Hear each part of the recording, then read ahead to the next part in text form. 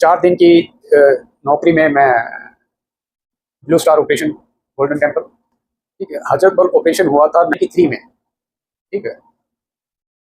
वो हजरत बल मस्जिद है श्रीनगर में, बर्फ पड़ रही थी, बुरा हाल था, पर हमारा मोरल डाउन नहीं होता इन चीज़ों से।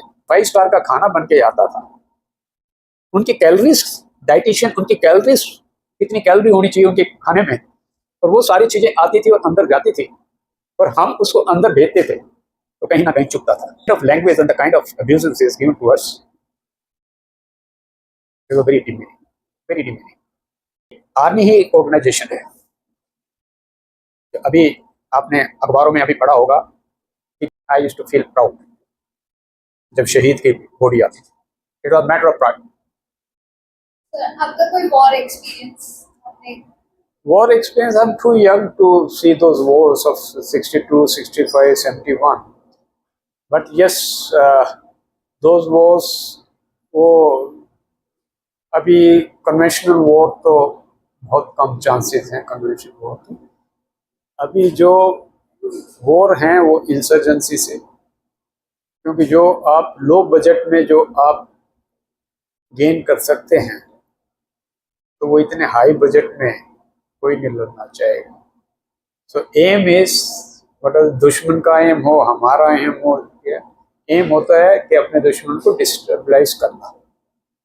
जब वो आप छोटे बजट में कर सकते हो, why you go for a convention war. तो मैं तो कारगिल के बारे में बता सकता हूँ, और मेरी तो इन ऑपरेशंस में ही सारी लाइफ हुई है, क्योंकि इन्फेंट्री में था, और infantry is basically queen of the battle.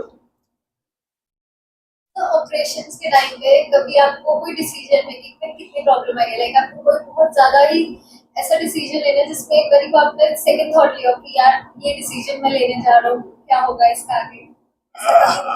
हाँ, डिसीजन मेकिंग में देखो, जब तक फौज की बात है हम बड़े क्लियर कि हमने क्या डिसीजन लेना है। प्रॉब्लम आती है जब राजनेता और ब्यूरोक्रेट्स उसमें आ जाते हैं डिसीजन में। मुझे याद है, मैं आपको बता रहा था, you were asking my experience, कि 4 दिन की नौकरी में मैं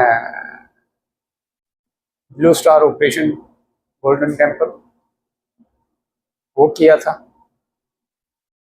तो 4 दिन की नौकरी थी मेरी, ठीक है, सेकंड लेफ्टिनेंट बने थे। जो आपका क्वेश्चन है वो मैंने हजरत बल ऑपरेशन, ठीक है, आप तो बहुत छोटी हैं, आपको तो मालूम नहीं होगा, ठीक है, हजरत बल ऑपरेशन हुआ था 93 में, ठीक है। वो हजरत बल ऑपरेशन हजरत बल मस्जिद है श्रीनगर में, जहाँ पे मोहम्मद उनका एक बाल, ठीक है, वो रखा हुआ है, तो इसलिए हजरत बल का वो नाम।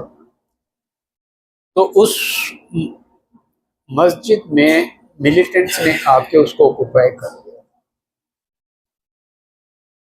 और हमें, क्योंकि उसमें अफगानीज भी थे और सुदानी मिलिटेंट्स भी थे, और ये अपना याशिर मलिक ये भी था उसमें, तो बहुत सारे मिलिटेंट उसके अंदर थे। जब हमें ये इन्फॉर्मेशन, उनकी कोई कॉन्फ्रेंस थी, जब हमें ये इन्फॉर्मेशन मिली तो हमने उसको घेरा कर लिया।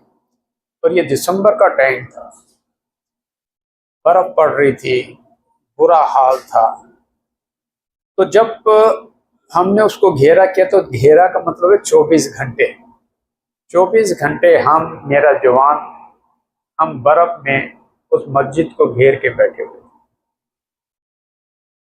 बर्फ गिर रही है, और फिर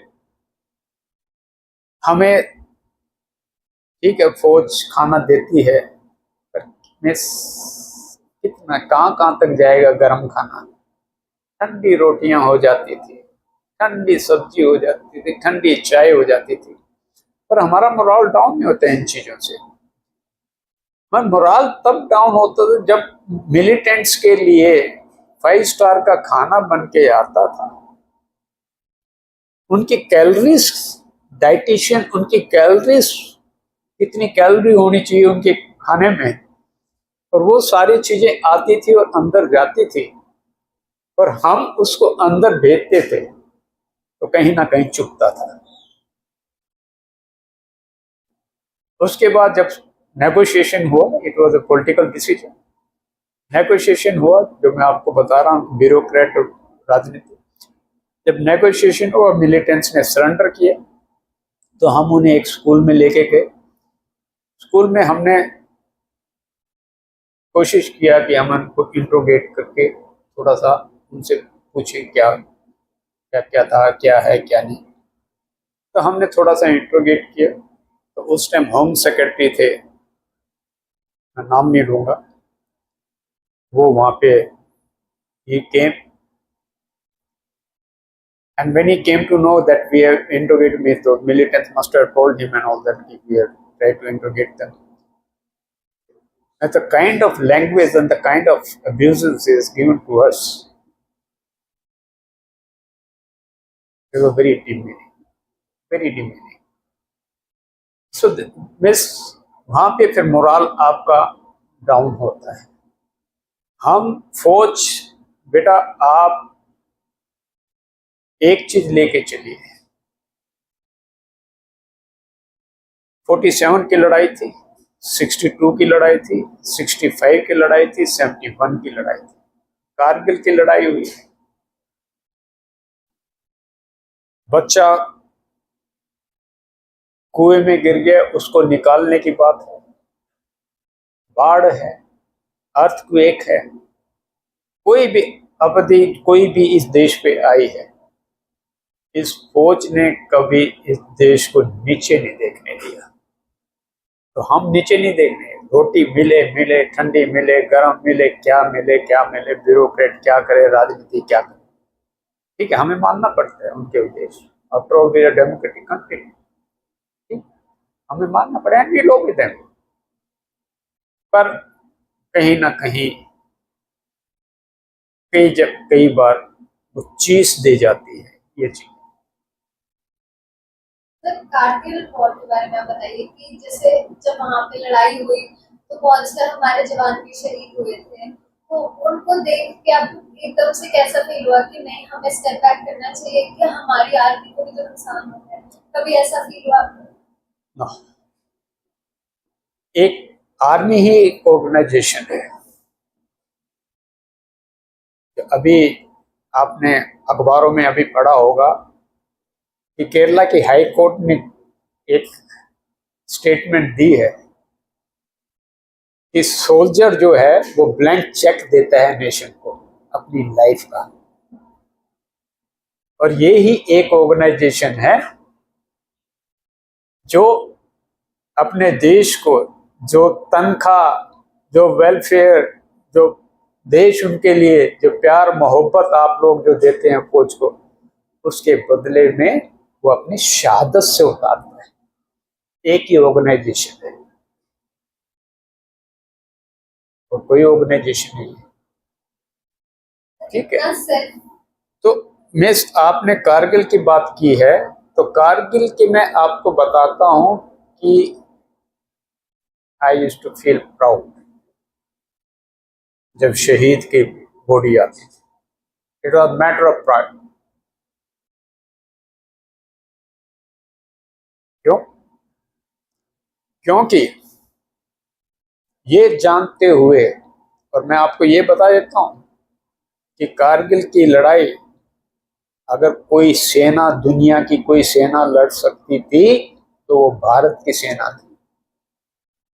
वो पहाड़ के ऊपर बैठा है, उसको गोली नहीं चलानी, उसको पत्थर फेंकना है, पत्थर से पत्थर ही बहुत है, गोली चलाने की जरूरत नहीं है। हमें पता है कि हम वापस नहीं आएंगे। मैं भी, जब मुझे भी हुक्म मिला था तो मैंने भी अपने बच्चों को चिट्ठी लिखी थी। आज तक मैंने नहीं बताया था कि मेरे पास अकाउंट में कितने पैसे हैं, कहाँ पे क्या है क्या नहीं है। मेरी बेटी 6 महीने की थी जब मैं गया था, तो मैंने भी पहली बार जिंदगी में लेटर लिखा था कि ये है, ये है। तो ये पता होते हुए कि आप वापस नहीं आएंगे, उसके बावजूद भी एक के बाद एक के बाद एक के बाद एक के बाद एक, हम इस भारत की सेना चढ़ती रही, बलिदान देती रही और फिर फतेह करके वापस आई। ये आपको गर्व होना चाहिए इस देश की सेना पे। ये कारगिल की लड़ाई नहीं है, ये एक बलिदान की गाथा है। इस देश के लिए कितना बलिदान, 900 900 समथिंग लोगों ने अपना, जवानों ने अपना शहादत दी थी। उससे पहले श्रीलंका की थी, उसमें भी 600-700 के करीब शहादत दिया था। इतने लेवल पे कारगिल है जैसे या लद्दाख वाली साइड लेह साइड देखें, जब वहाँ पे आप लोगों को जाने के लिए बोला जाता है तब आपका क्या एक्सपीरियंस होता है? लाइक कैसा लगता है क्योंकि वहाँ पे ऑक्सीजन लेवल भी बहुत कम होता है इतने हाई एल्टीट्यूड? देखिए कारगिल में आप जो हाई एल्टी की जो बात कर रहे हैं, कारगिल वगैरह की, वहाँ पे दुश्मन का ये उससे कैजुअलिटी नहीं होती। वहाँ पे हमारी 95% कैजुअलिटीज वेदर कैजुअलिटीज होती है। एवलांच आ गया, ठीक है, हाई एल्टीट्यूड डिसीजेज बहुत होती हैं, जानलेवा डिसीजेज होती हैं, ठीक है, ऑक्सीजन लेवल नीचे चला जाता है, खाने की प्रॉब्लम है। और प्रॉब्लम अभी तो बहुत, एडमिनिस्ट्रेशन अभी तो बहुत अच्छा हो गया, जब हम थे, ठीक है, तो मैं आपको अगर मैं बताऊंगा किस कंडीशन में हमने वहाँ पे डटे रहे हैं बंदूक लेके, तो आपको ऐसे लगेगा कोई फेयर टेल कहानी में आपको बता रहा हूँ, ठीक है। आप ये सोचे ऐसा भी कोई होता होगा, नहीं ये तो ठीक है फौजी है अपना, ठीक है। अगर अब तो कंडीशन बहुत अच्छी हो गई है, क्लोथिंग बहुत अच्छा हो गया है, इक्विपमेंट बहुत अच्छा हो गया है, खाना बहुत अच्छा हो गया है, फैसिलिटीज बहुत अच्छी हो गई। हमारे टाइम में तो ऑक्सीजन के सिलेंडर नहीं होते थे। फिर आप लोग मैनेज कैसे करते हैं? डिटर्मिनेशन, भारत माँ की जय। सर आपने धुरंधर मूवी देखी है? हाँ मैंने थोड़ी सी देखी है, तो मैं आप एम लोग नॉट दैट क्या- फाउंड ऑफ मूवीज। पहले मैं बहुत कॉलेज टाइम में मैं 3-3 शो देखता था कंटिन्यूस, अभी ओवर टाइम। तो बॉलीवुड जैसा डिपिक्ट करता है कि आर्मी का ये काम है, आर्मी ऐसे काम करती है, वो आपको कितना सही लगता है? देखो बॉलीवुड का काम है बॉलीवुड, उसको मसाला देना है, उसको प्यार का एंगल देना है, उसको ढुशुम हुशुम करना है, ठीक है। No regrets whatever there showing till the time वो हमको पॉजिटिव वे में दिखाते रहें, ठीक है, लोगों को मोटिवेट करते हैं, देश के युवाओं को मोटिवेट करते रहें फौज के लिए, गुड, बढ़िया। सर एक तो इंडियन आर्मी हमारी लड़ रही है हर लेवल पे, एयरफोर्स नेवी में भी, by air, by road, by water. पर जो हमारे इंटरनल चीजें आ रही है, इंटरनली लोगों को प्रॉब्लम्स आ रही है, आर्मी उसको कैसे फेस करती है? लाइक बाहर के दुश्मनों से तो लड़ा जाता है पर घर के दुश्मनों से कैसे लड़ती है? देखिए जनरल मानेकशॉ ने एक चीज कही थी कि फौज की दो जगह है, एक तो बॉर्डर पे दुश्मन के साथ लड़ना और दूसरा है अपने कमरे में बैरक में रहना। इंटरनल के लिए हम नहीं है, तो आर्मी को भी इंटरनल इंटरनल के लिए आपके पैरामिलिट्री फोर्सेस हैं, आपकी सिविल एडमिनिस्ट्रेशन, ठीक है। इंटरनल में हमारा कोई, और ना ही इंटरनल में फौज को लेके आना चाहिए। फौज इज अ लास्ट रिजोर्ट, जब सब कुछ खत्म हो जाता है, तो जब सब कुछ पानी ऊपर से चला जाता है तब फौज आती है। और आपको मैं एक चीज बताऊंगा कि फौज को जितना सिविल एडमिनिस्ट्रेशन से दूर रखा जाए उतना देश के लिए अच्छा है, क्योंकि हमें जो छोटी छोटी चीजें हैं, छोटी छोटी करप्शन, रेड लाइट पे पुलिस वाला, ठीक है, और छोटी छोटी हमें टॉलरेट नहीं होती। और फिर आपने देखा होगा फौज ने हमला बोल दिया, ये हो गया। तो बेस्ट वे टू अवॉइड फौज is not to have any interaction with the civil administration. Sir starting में मुझे अभी भी याद है, जैसे 2000 के टाइम की बात है, तो बहुत आता था कि कश्मीर के लोग हमारी इंडियन आर्मी से ही डरते थे। वो लोग नहीं प्रेफर करते थे कि इंडियन आर्मी उनके एरिया में आए या घूमे। ऐसा क्यों होता था? देखिए, कश्मीर के लोग में आप उनकी साइक समझिए।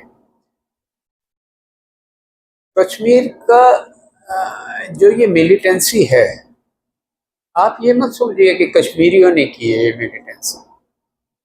अगर इनको उठाने कश्मीरी, तो एक बड़ा मिस, आई कांट से कि he is made to fight. वो आपस में भी नहीं मुक्के मारते हैं, गोली मारने की तो बहुत दूर की बात है। तो वो एक बड़ी डेलिकेट मिस कौम है। ये तो जो बाहर के अफगानी सुदानीस आए, उन्होंने इनको लड़ना सिखाया, बंदूक उठाना सिखाया। तो आप दूसरी चीज ये देखिए कि वो अपने एक एक वो जो था उनका जो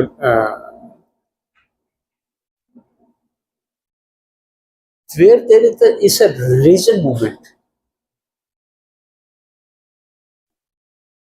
और जहां पे मिनोरिटी होती है ना, वहां पे यूनिटी होती है। सो देव मिस, और रिलीजन एक ऐसी चीज होती है जो बाइंड करता है। And sorry to say, miss we seen in Mohammedans, ठीक है, for their religion they become कटर। तो उस ये लड़ाई उसकी थी। अगर आप इनका इतिहास देखा जाए तो पहले हिंदू, उनके राजा 90% मोहम्मडन्स होते थे। राजा कौन हुए हैं कश्मीर के? हिंदू। तो 10% of Hindus have ruled 90% of the Mohammedans. ये आज की नहीं है, वो पता नहीं कब से वो ये चिंगारी उठ रही है, ये बारूद तो अब फटा है। और जहां तक कि आपने बात करी है कि वाई दे हेट दैट, देखिए वो मिलिटेंसी, मिलिटेंसी कोई भी मिलिटेंसी जब तक लोकल आदमी की सपोर्ट नहीं मिलेगी, मिलिटेंसी सर्वाइव नहीं होगी, ठीक है। तो they are supporting the militants and our target is to eliminate the militants.